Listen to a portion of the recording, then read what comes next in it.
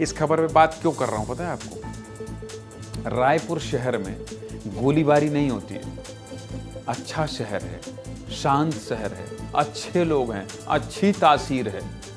अपराध जो होते भी हैं तो लॉरेंस बिश्नोई गैंग के लोग नहीं करते हैं। बड़े बड़े कारोबारी और बड़े बड़े कोयला का कारोबार करने वालों के ऊपर गोली मार देना और हवा में फायर करके चले जाना, संकेत और संदेश देना, इसके अंदर कहानी क्या है आप सोचेंगे नहीं?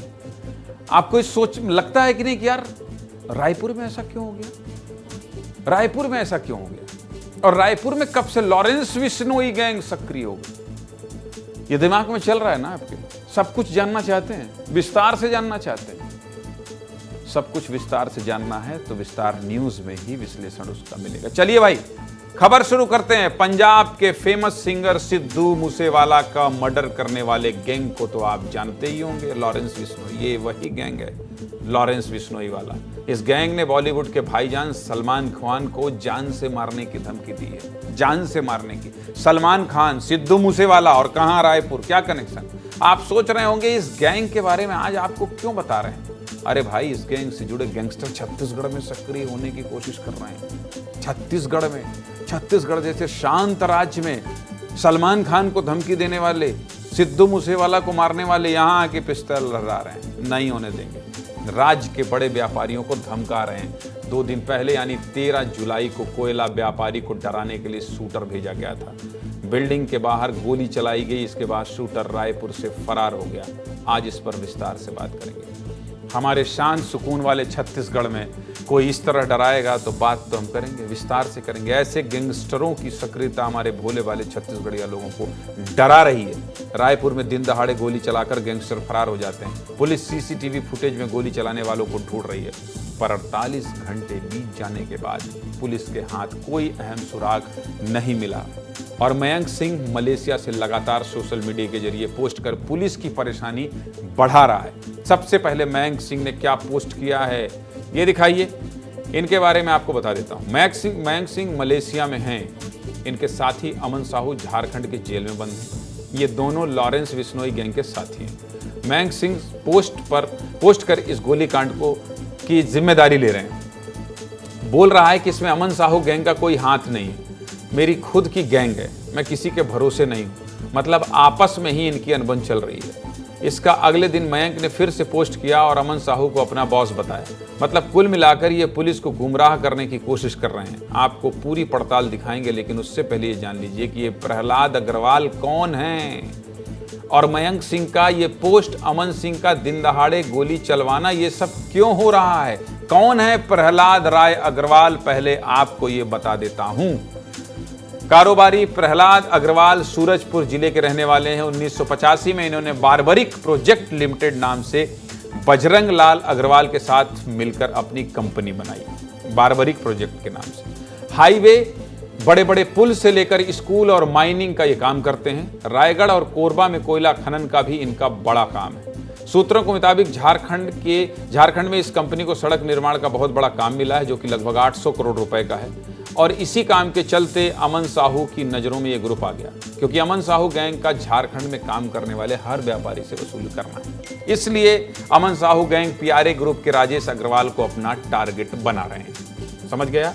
और ये राजेश अग्रवाल प्रहलाद अग्रवाल के बेटे हैं। अब आपको एक्सक्लूसिव पड़ताल दिखाते हैं। जो शूटर व्यापारी की हत्या करने के लिए आए थे वो कहां ठहरे थे? हमारे सहयोगी नितेश गर्ग हैं।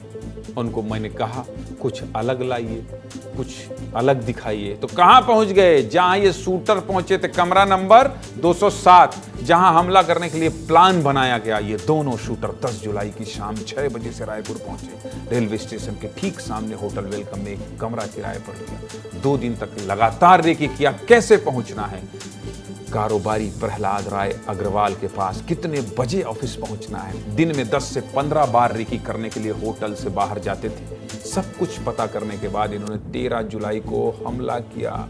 ये रिपोर्ट देख लीजिए, नितेश गर्ग दिखा रहे हैं। दीदी ये क्या कहते हैं 10 तारीख को आए थे, तो जब 10 तारीख को एंट्री लिए थे तो आप थे?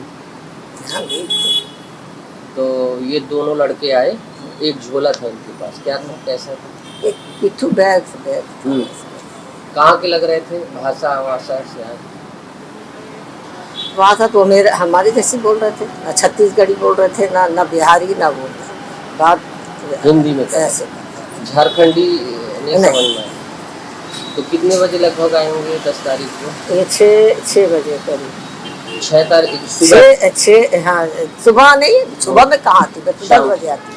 तो ये 6 साढ़े 6 के बीच में आए और देख मैं बोले आधार दिखा, तो बोलते हैं क्या एक आधार है आंटी, अब एक हम ला के देते हैं, या आपको व्हाट्सअप कर देते हैं। मैं बोले ठीक है, लेडीज रहती है तो हम लोग 2 ID की जरूरत रहती है, अगर एक आदमी है तो बोले ला के देते, तो एक ID ली और उनका पता लिख के दे दी। हमारे सहयोगी होटल के उस कमरे तक पहुंचे जहां से दोनों शूटर रुके हुए थे। कमरा नंबर 2007 से राज के कमरा नंबर 207 है ना, 207 ही तो है, 207 है, माफ कीजिएगा 2007 बोल दिया था शायद मैंने।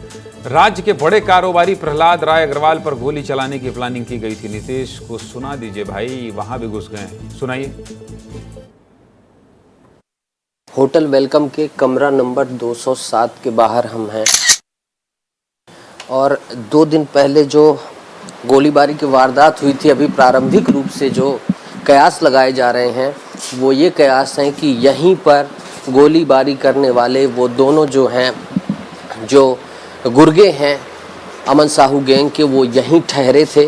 और ये आप तस्वीर देख लीजिए इस कमरे की। अभी यहाँ पर दूसरे गेस्ट को दे दिया गया है। जब हमने इस होटल के ऑनर से बात की तो उन्होंने जानकारी दी कि 10:45 से 11 बजे तक के बीच जो है गोलीबारी होती है और लगभग 12:15 बजे 12:15 पर जो है क्राइम ब्रांच रायपुर की टीम इनके पास पहुंचती है। रजिस्टर इनके द्वारा ले लिए जाते हैं, जब्त कर लिए जाते हैं और यहीं पे है CCTV। ध्यान खींचना चाहूँगा आपका, ये देखिए, ये CCTV में जो है तमाम फुटेज के कैद होने की बात है। CCTV की जो DVR है, जो चिप है, वो भी क्राइम ब्रांच रायपुर के द्वारा ले ली गई है और यही जो है आशंका है कि यहाँ लगभग 3 दिन वो दोनों लोग ठहरे थे। सब कुछ जांच जारी है, लेकिन विस्तार न्यूज़ लगातार आपको जहाँ जहाँ से इनपुट मिल रहे हैं वहाँ वहाँ पहुँचकर हर तस्वीर दिखा रहा है। नितेश गर्ग हैं, क्राइम के बेताज बादशाह बनना है इनको, क्राइम करने की नहीं, क्राइम के स्टोरी को कवर करने के लिए जिले के SP के तक भी पहुंचे थे। क्या कह रहे हैं जिले के SP डॉक्टर संतोष सिंह, ये भी सुनाइए। अभी परसों एक गोलीबारी की घटना हुई है जिसमें हवाई फायर किया गया है 2 व्यक्तियों द्वारा।